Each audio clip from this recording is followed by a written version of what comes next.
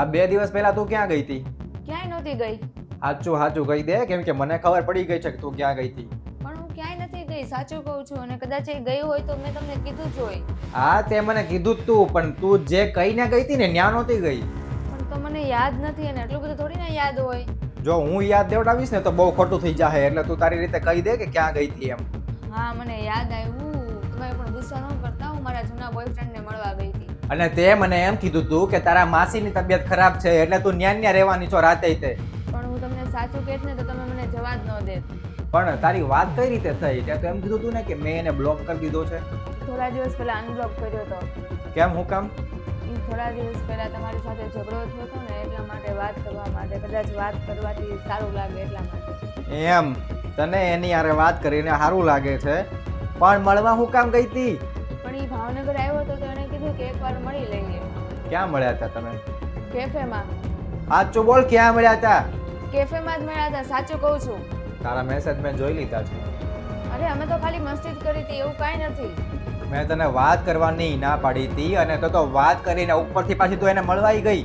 અરે પણ એને થોડું કામ હતું એટલા માટે હું મળવા ગઈ હતી. અરે એને કામ હોય એટલે હું કઈ તારે રોજ મળવા બી જવાનું?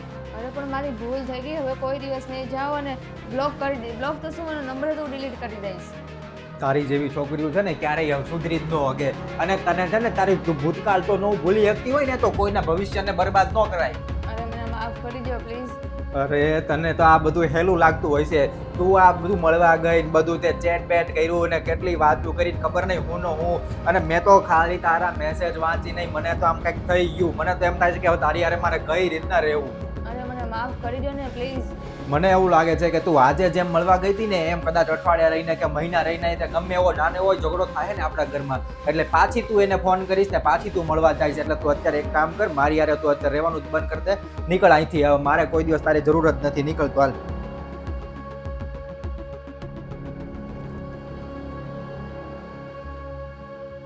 નમસ્તે મિત્રો. અત્યારના સમય પ્રમાણે અત્યારે ઘણી બધી જગ્યાએ અને ઘણા બધા વ્યક્તિઓ સાથે આવું થતું હોય છે, અને એવું નથી હોતું કે જેમ અમે બતાવ્યું એમ ખાલી છોકરી જ કોઈ સાથે ખોટું કરી શકે, પણ છોકરા પણ ઘણી જગ્યાએ ઘણા વ્યક્તિઓ સાથે ખોટું કરી શકતા હોય છે. એટલે બંનેનો વાંક હોઈ શકે, અથવા તો કોઈ એકનો પણ વાંક હોઈ શકે, બંનેમાંથી.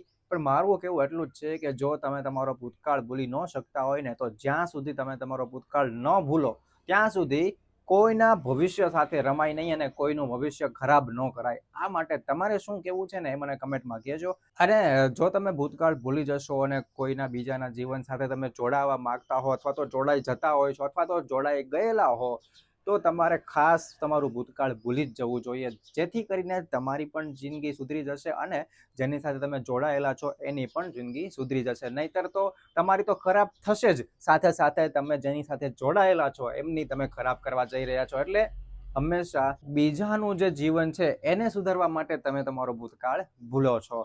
બાકી તમને વિડીયો ગમ્યો હોય તો લાઈક, શેર અને કમેન્ટ જરૂર કરજો.